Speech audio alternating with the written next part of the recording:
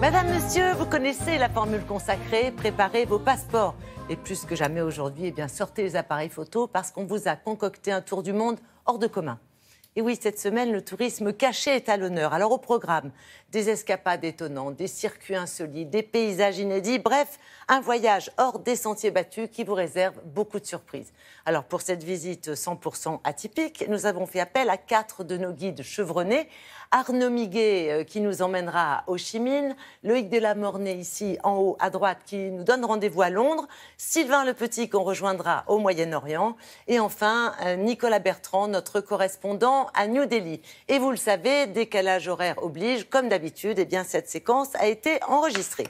Alors pour la première étape, direction l'Asie du Sud-Est avec notre correspondant sur place, Arnaud Miguet. Et vous nous emmenez ce matin au Vietnam sur un lieu de mémoire. C'est un rendez-vous avec l'histoire. Lequel et pourquoi? Good morning Arnaud. Good morning Vietnam. Nous sommes ici à Ho Chi Minh Ville, l'ancienne Saigon, dans un pays riche de culture et d'histoire. Et si le Vietnam ne se résume pas à la guerre contre les Français au moment de l'indépendance et puis la guerre contre les Américains qui s'est achevée en 1975, la guerre n'est jamais très loin. Et il existe un lieu pas très loin d'ici, 1h30 de route, que nous sommes allés visiter pour vous avec Gaël Caron. Ce sont les tunnels de Cu Chi. Alors les tunnels de Cu Chi, c'est une véritable ville souterraine. Ils ont été creusés dans les années 40 contre les Français d'abord par les Viet Minh pour se défendre et se réfugier. Et puis ils étaient ensuite utilisés par les Viet Cong contre les Américains. C'est une visite incroyable, éprouvante, 200 km de tunnels, de boyaux souterrains, une véritable ville. Claustrophobe, s'abstenir. Regardez ce reportage. C'est l'un des grands sites historiques de la guerre du Vietnam. Longtemps resté secret.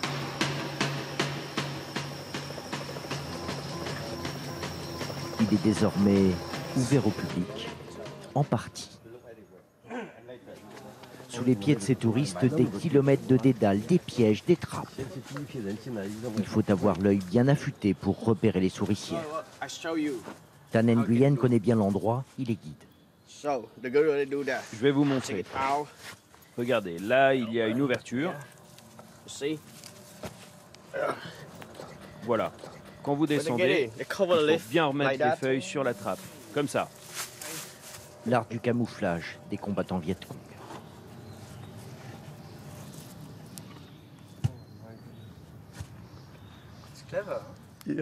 C'est vraiment futé, incroyable. Mais bon sang, où va-t-il sortir? J'en ai aucune idée. C'est vraiment étroit. Bye bye. Et il ne faut avoir peur ni de la chaleur étouffante, ni du noir. Ça devait être incroyablement sombre. Nous, on a des lumières sur nos téléphones. Heureusement. Plongé à 3 mètres sous terre, dans l'histoire de la guérilla Viet Cong. Un tunnel moyen mesure 70 cm de large, 90 cm de haut au mieux. Des kilomètres de labyrinthe qui débouchent ici, sur un hôpital reconstitué.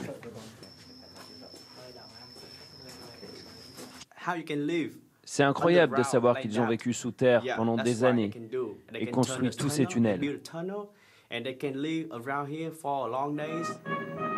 Les bombardements de l'aviation américaine, ici, furent intenses et quotidiens. Napalm, défoliants, agents orange. Mais ces tunnels de Cu Chi, preuve du génie Viet Cong, ont résisté pendant toute la guerre.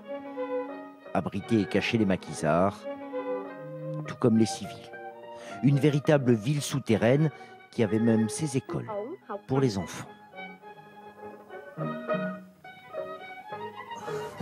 Imaginez vivre des jours entiers pliés en deux dans ces boyaux étroits. Comme ce touriste, on sort avec quelques courbatures et le souffle court après 15 minutes de visite. C'est dément ce qu'ils ont fait pour survivre là-dedans. On sent qu'il y a eu du sang et de la sueur. Otisem a 69 ans aujourd'hui. Au début de la guerre du Vietnam, elle en avait 12. Ce labyrinthe, elle le connaît par cœur. On passait de pièce en pièce, tout était relié.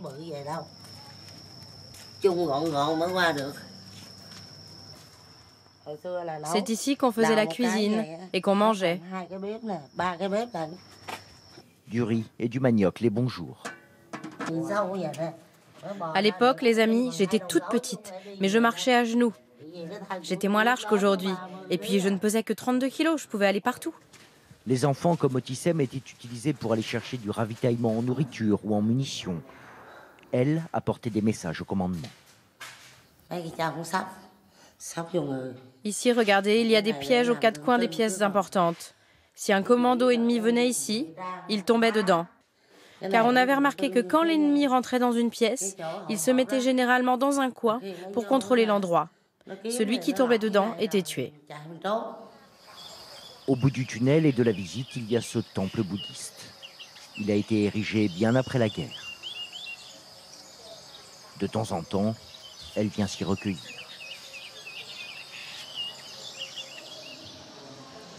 Sur les murs, les noms de 44 000 combattants vietnamiens tués au combat, certains de sa famille. Quand je viens là, je vois les noms de mes camarades. Certains sont morts dans des souffrances incroyables. De toute façon, dans une guerre, il n'y a que des souffrances. La guerre du Vietnam a marqué toute une génération. Évidemment, c'est un système très malin. Quand on voit l'exiguïté impressionnante de ces tunnels, on se dit évidemment que tout le monde ne pouvait pas se faufiler à l'intérieur. Mais Arnaud, cette femme qu'on a vue dans votre reportage, qui a accompagné votre visite, est vraiment étonnante. On imagine que ça a dû réveiller en elle énormément de souvenirs de revenir sur ces lieux. Oui, c'est une femme incroyable de 69 ans et je peux vous dire qu'elle était très émue de retourner là-bas parce que, comme beaucoup de Vietnamiens, elle a véritablement vécu un enfer. Mais ces tunnels de Cou Chi, c'est aujourd'hui le symbole de la détermination, de l'ingéniosité de tout un peuple. Et les Vietnamiens, aujourd'hui, en sont très fiers. Alors, vous le disiez, c'est vrai que le Vietnam, quand même, ne se résume pas à la guerre et au passé. C'est aussi un pays qui s'ouvre. Alors, justement, est-ce qu'il y a beaucoup de touristes actuellement qui partent en vacances là-bas ?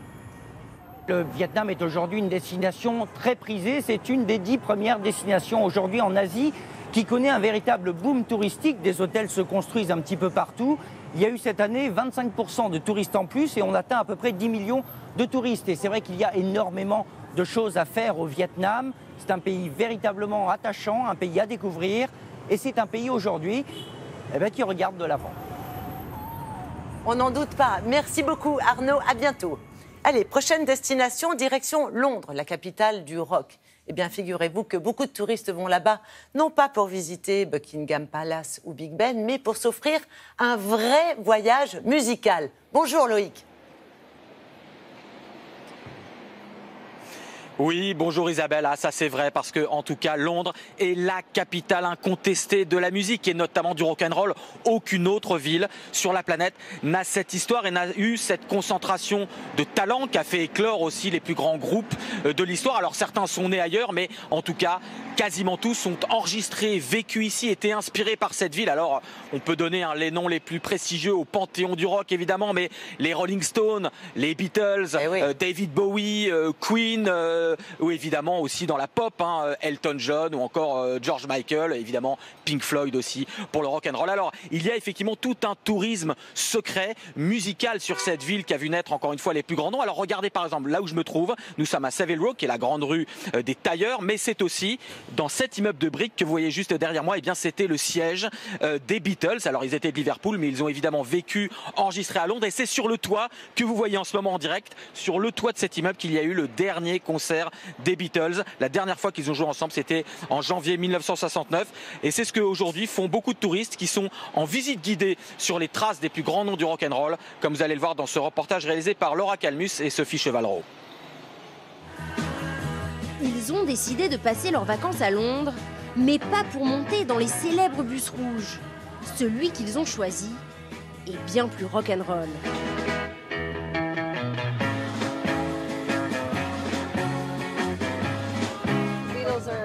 Je suis avant tout fan des Beatles, mais on a aussi beaucoup entendu parler des groupes de musique géniaux qui sont nés ici. Et on devait venir voir ça.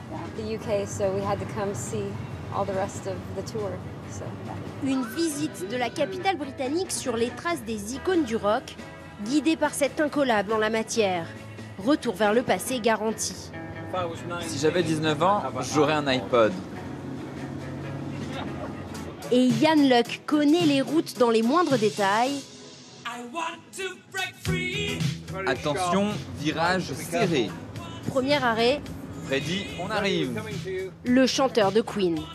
Il écrivait très bien. Les paroles de ses chansons étaient plutôt audacieuses. Et il mêlait opéra et rock. Et voilà la maison où il habitait. Et à quelques rues de là, Là devant, c'est l'endroit où malheureusement Jimi Hendrix est mort, à l'âge de 27 ans. Un peu après 25, un peu avant 30. Comment expliquer cet âge maudit qui les emporte tous? Vous savez, Janis Joplin, Brian Jones, Kurt Cobain, Amy Winehouse, c'est une tragédie. une tragédie que personne ici ne veut oublier, car chaque nom a laissé son empreinte, comme ici, la statue d'Amy Winehouse, dans le quartier de Camden où elle habitait. Je connais pas mal de gens qui travaillaient dans les bars où elle passait souvent. Elle servait même les clients. On l'aimait beaucoup ici. Mais pour les touristes, le passage obligé, c'est le passage clouté, fouler ses 6 bandelettes sur Abbey Road en faisant des grands pas, bras ballants, comme les Beatles il y a près d'un demi-siècle. Je vais envoyer la photo que j'ai prise ici à tous mes amis pour leur montrer que j'ai traversé Abbey Road et ça va les rendre super jaloux. Changement de décor, changement de style. À l'intérieur du majestueux Royal Albert Hall, il est possible de regarder les plus grands classiques du cinéma avec la bande originale jouée en direct par un orchestre philharmonique. Les lignes qui apparaissent nous indiquent exactement quand il faut commencer à jouer. C'est très précis. Chaque note a son image. Le spectacle continue dans le West End, le quartier des théâtres et des comédies musicales. Chaque soir, toutes les salles sont combles comme ici, où ils sont des milliers à écouter cette fameuse série d'accords du Fantôme de l'Opéra et à être éblouis par la mise en scène et les costumes. Les acteurs, les danseurs et surtout les chanteurs qu'il y a à Londres, ce sont les meilleurs. Personne ne peut les égaler. Pas étonnant que les touristes ont placé Londres, première ville musicale au monde, dans une récente étude.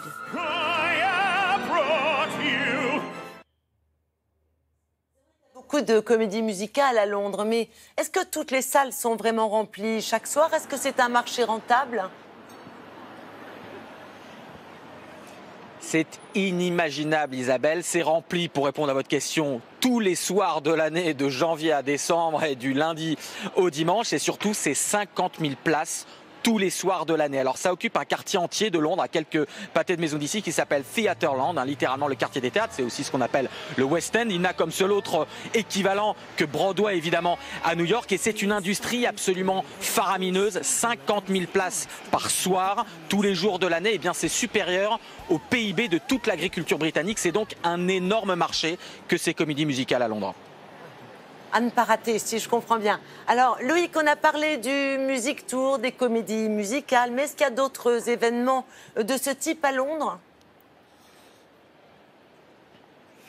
Alors, à Londres, oui, et aussi dans tout le pays, dans tout le Royaume-Uni, qui est un pays entier très tourné vers la musique. Et il vient de se terminer la semaine dernière, dans le Somerset, un énorme festival qui s'appelle le festival de Glastonbury, qui est en fait le descendant de Woodstock. Alors tout le monde connaît Woodstock, ça a été un concert mythique aux États-Unis, mais il n'a eu lieu qu'une fois. Et ensuite, eh bien, la relève s'est faite en fait ici, en Angleterre, dans le Somerset, avec Glastonbury, qui est réputé parmi les puristes comme étant le plus grand festival de rock au monde. Alors il vient de s'achever, il a aussi accueilli les plus grandes stars depuis quasiment 50 ans, et surtout il a été initié à l'origine par un fermier du Somerset qui avait un énorme champ et puis qui était passionné de rock'n'roll. Il a commencé à inviter des artistes et puis c'est comme ça qu'est né ce festival absolument fabuleux. Il a une autre particularité, c'est que normalement il faut y aller en botte, car généralement il y pleut toujours et c'est un immense champ de boue avec cette atmosphère un petit peu hippie, sauf cette année où il a fait très beau et donc eh bien, les festivaliers n'ont pas eu à sortir leurs bottes de pluie. Évidemment, et j'espère que vous en avez profité. Merci beaucoup Loïc, à très bientôt, passez une bonne journée. On va marquer une petite pause 2.0 avec Olivia sur le web. Pour organiser des vacances insolites, vous allez voir qu'Internet est une véritable mine d'or. Démonstration, Olivia ? Oui, parce qu'aujourd'hui, on veut faire du tourisme autrement, de manière plus intime. Déjà, on dort chez les locaux puisqu'on loue leurs appartements. Il y a de célèbres plateformes pour cela. On peut échanger aussi sa maison ou son appartement. C'est encore plus amusant et puis plus économique, ce qui n'est pas négligeable. Résultat, on fait ses courses chez les commerçants du coin. On rentre vraiment dans l'intimité des régionaux. Ça sort du tourisme classique. On a un peu l'impression d'emménager finalement, même si le laps des temps est parfois très court. On mange aussi chez l'habitant grâce à Visite ou encore à Voulez-vous dîner, des plateformes grâce auxquelles on pousse les portes et on s'installe à la table des gens du coin. On choisit également un habitant de la région comme guide touristique, des guides du cœur finalement qui vont nous montrer les environs avec leur regard à eux. Pour résumer, aujourd'hui, on se met dans la peau du local. On enlève le short du touriste, on enfile le costume de l'habitant et ça vaut en France, mais aussi dans le reste du monde. C'est du tourisme terroir finalement. Alors est-ce qu'il y a des sites dédiés au voyage et qui ont retenu votre attention ? Oui, en particulier les blogs. Vous savez, aujourd'hui, on voyage de plus en plus et grâce à Internet, on peut partager ses aventures avec le reste du monde. Résultat, il y a des millions de blogs qui sont nés. Le blogueur, c'est vraiment le nouveau guide touristique. Alors, c'est difficile de choisir, mais on a eu quelques coups de cœur et ce n'est pas fait exprès, mais ce sont des blogueuses qui sont à l'honneur ce matin avec des baroudeuses d'exception. Prenez l'Oiseau Rose. C'est un nom déjà qui invite à l'évasion. Camille, elle a parcouru le monde, mais elle se rend compte aussi du potentiel et de la richesse de l'Hexagone. Elle vous offrira des escapades inattendues. Il y a aussi Madame Oreille, qui grâce à son travail de photographe, voyage partout dans le monde, avec Monsieur Oreille et Petite Oreille aussi parfois. Et elle vous donnera aussi toutes ses astuces pour prendre des photos différentes, pour ne pas rentrer avec la même carte postale que tout le monde. Et enfin, il y a les voyages d'Ingrid. Ingrid, elle pousse les portes, elle vous propose des adresses singulières. Ce ne sont que quelques exemples parmi tant d'autres. Les blogueuses, elles ont du talent et en plus, elles sont généreuses. Écoutez, bonne idée, bravo les blogueuses, merci Olivia. Pour la suite du voyage, cap sur Dubaï, c'est à 7 heures d'avion de la France. Et bien là-bas, il existe des paysages réellement étonnants que seuls quelques touristes ont la chance de découvrir. Et pour cause, ça se mérite. Sylvain, on est très très loin, là, aujourd'hui, de l'image que l'on connaît des Émirats. Bonjour. Bonjour. En effet, de Dubaï, vous connaissez sans doute ses centres commerciaux, ses gratte-ciel et sa tour la plus haute du monde, la Burj Khalifa. Mais à seulement 2 heures de route commence un royaume méconnu, le Sultanat d'Oman, avec son légendaire détroit d'Ormuz, uniquement accessible par la mer. Nous vous y emmenons avec Miyuki Drose. Le rendez-vous a été donné dans cette baie à l'extrémité nord du pays. Ces Français vont embarquer à bord de kayak pour 4 jours d'aventure. Pas d'électricité ni d'eau potable dans la région qu'ils vont explorer. Il faut tout emporter. On pense toujours qu'on ne va pas réussir à tout mettre. Par contre, on est toujours impressionné par ce qu'il nous reste à mettre. Ah non, tu te rends compte. Et le peu de place. Vas-y, tire devant. Cap sur ce qu'on appelle ici les fjords d'Arabie. Un défilé de falaises qui tombent à pic dans la mer. Son isolement a préservé ce décor minéral et ses espèces animales. Les plus chanceux aperçoivent des dauphins sauvages à quelques mètres d'eux. Le guide de cette escapade unique est lui aussi français. La particularité de ce séjour, c'est qu'on est coupé du reste du monde. On est dans un endroit complètement dépaysant. Et les gens, ils ont l'impression, en 4 jours, d'avoir vécu 1 semaine ou 10 jours. Isolé au fond d'un fjord, voici le seul village de pêcheurs à des kilomètres à la ronde. Comment ça va? Moi, ça va. Et vous? Parfait. Pour l'instant épargnés par le tourisme de masse, ces Omanais s'amusent de voir débarquer des étrangers venus d'un tout autre univers. Qu'est-ce que vous pensez de ces visiteurs qui arrivent en ramant? C'est une idée folle? Bien sûr, ils sont un peu dingues. Eux, ça va. Mais nous, on n'aime pas les grands bateaux. Vous savez, les bateaux à moteur. Ils font fuir tous les poissons des alentours. Évidemment, dans cette région désertique, il n'y a pas d'hôtel, ni même de camping. Ce sera donc une nuit à la belle étoile au bord de la falaise. Des conditions spartiates mais inoubliable. On se met la tête par ici? Ouais. On va se la mettre par là. On n'est pas déçus, hein, parce que c'est quand même très ouvert, c'est vaste. Puis vous êtes tout seul. Et on n'est pas nombreux. Hein. Le lendemain sera réservé à l'ascension du plus haut sommet pour avoir une vue imprenable sur le détroit d'Ormuz. Vous pouvez lever les yeux, regardez. Wow, c'est pas vrai. Chouette. Le voyage coûte 1 500 € la semaine, billets d'avion compris. Déconnexion garantie. Vous l'avez dit, hein, ça se mérite. Merci beaucoup Sylvain, à très bientôt. Retour chez nous à présent avec Marie-Dominique Perrin, globe-trotteuse à Télématin. Vous, Marie-Do, bonjour, qui connaissez la France comme votre poche, je crois que c'est le moins que l'on puisse dire. Que signifie finalement chez nous en France la notion de tourisme caché? Eh bien, ça signifie, comme partout d'ailleurs, d'aller hors des sentiers battus. Ça implique de la recherche pour être ce voyageur privilégié. Pour aller dans des endroits quelque part confidentiel, il faut se donner un tout petit peu de mal. Mais après, ça permet de découvrir des lieux superbes. Par exemple, ne serait-ce qu'à Paris. Ah oui, alors tiens, bien sûr, je ne vais pas vous parler de la Tour Eiffel ou du Louvre. Je vais plutôt vous parler des passages secrets, le passage Verdot, le passage Jouffroy, la galerie Vivienne. Je vais vous parler des cités jardins, par exemple Montsouris ou la Cité des Fleurs du côté des Batignolles, des maisons d'écrivains, de peintres, de Lacroix, Balzac. Voilà. Ça, c'est pour Paris. Alors, si on sort du périphérique, j'allais dire en province, qu'est-ce que vous pouvez nous province, tenez, les deux grandes villes, Bordeaux. L'année dernière, on a beaucoup entendu parler de la Cité du Vin. Mais connaissez-vous Darwin? C'est un éco-concept à la fois de loisirs et de partage qui est situé rive droite où on n'avait pas l'habitude d'aller et qui était installé sur une friche industrielle, une ancienne caserne désaffectée. À Nantes, par exemple, on connaît les œuvres de l'Estuaire, le château des Ducs de Bretagne. Mais Trentemoux, de l'autre côté de la Loire, c'est un petit village de pêcheurs, de caporniers de toutes les couleurs. C'est un vrai petit bijou. Et pas très loin, je suppose, en plus. Voilà. Accessible. Et en dehors des villes, qu'est-ce que vous pourriez nous proposer? Eh bien, par exemple, des îles. Alors, si tout le monde en Charente connaît l'île de Ré, connaissez-vous l'île d'Aix? C'est la plus sauvage, elle est magnifique. Et il y a tout un parcours napoléonien.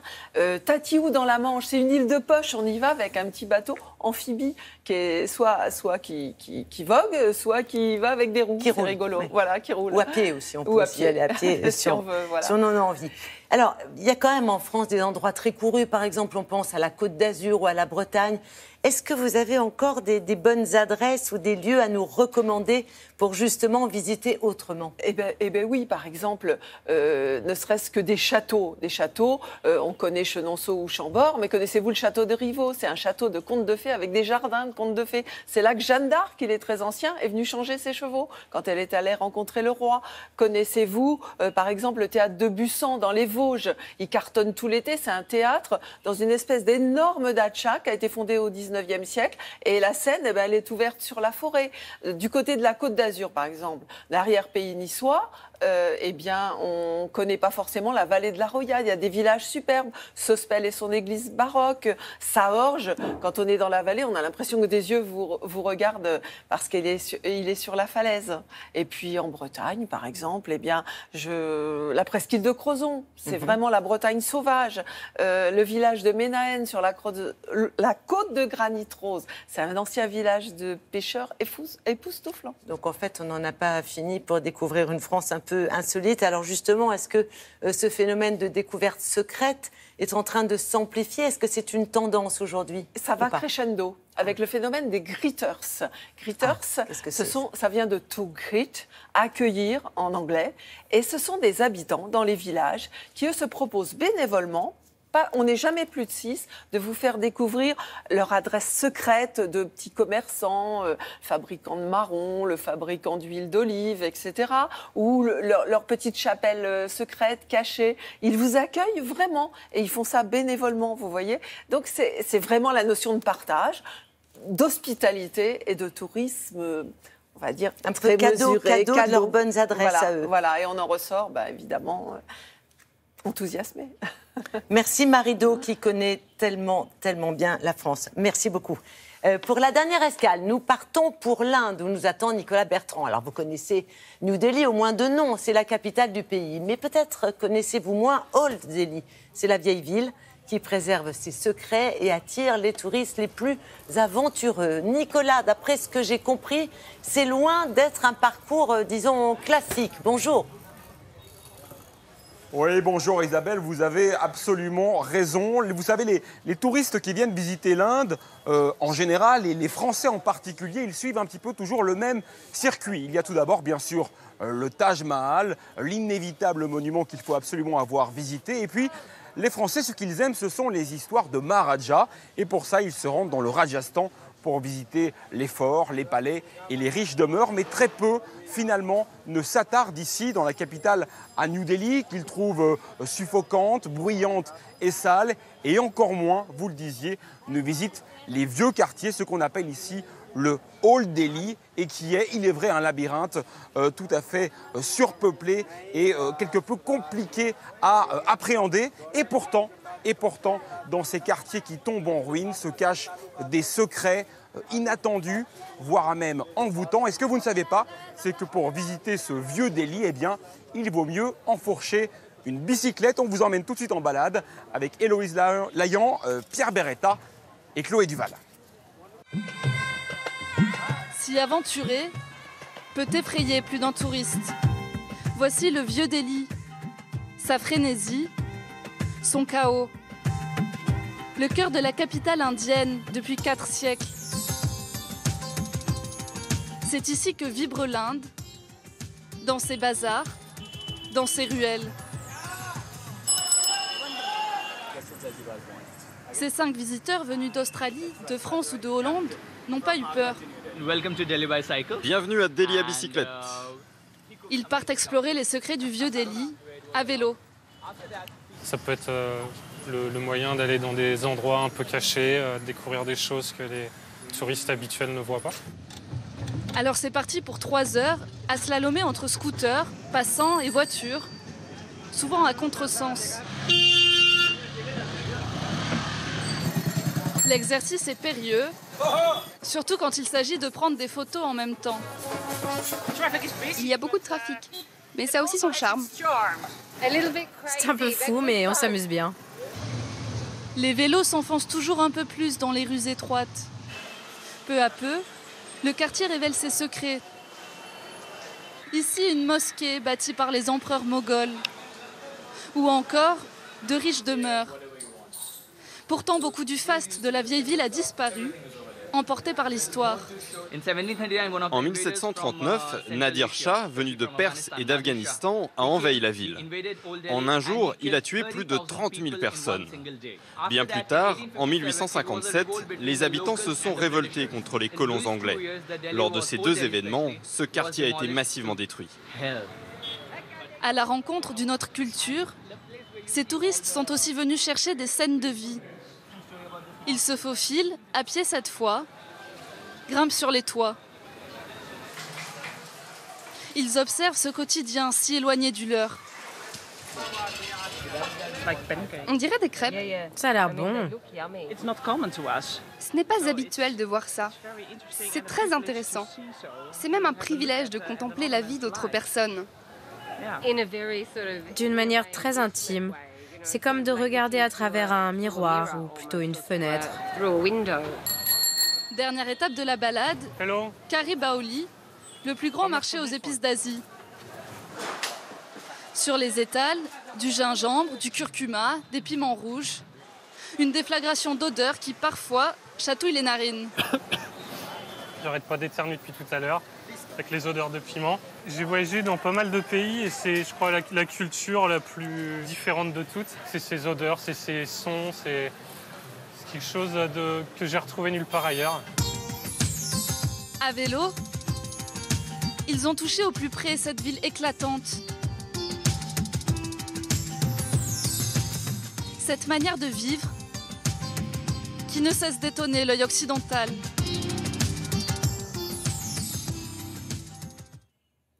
Oui, et toujours très coloré, évidemment. Alors Nicolas, on l'a bien compris dans le reportage, cette vieille ville était autrefois très riche, non ? Oui, absolument. C'était le quartier des anciens rois moghols venus de Perse et d'Afghanistan.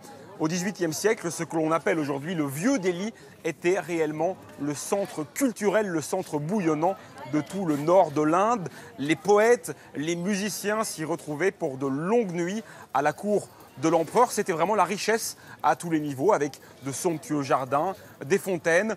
Tout cela a disparu, en partie détruit par les colons britanniques qui ont voulu y installer leur garnison, donc il fallait faire de la place. Et puis cela a continué à se détériorer petit à petit, et aujourd'hui cela est resté dans l'état, mais avec toujours plus d'1 million d'habitants qui y vivent.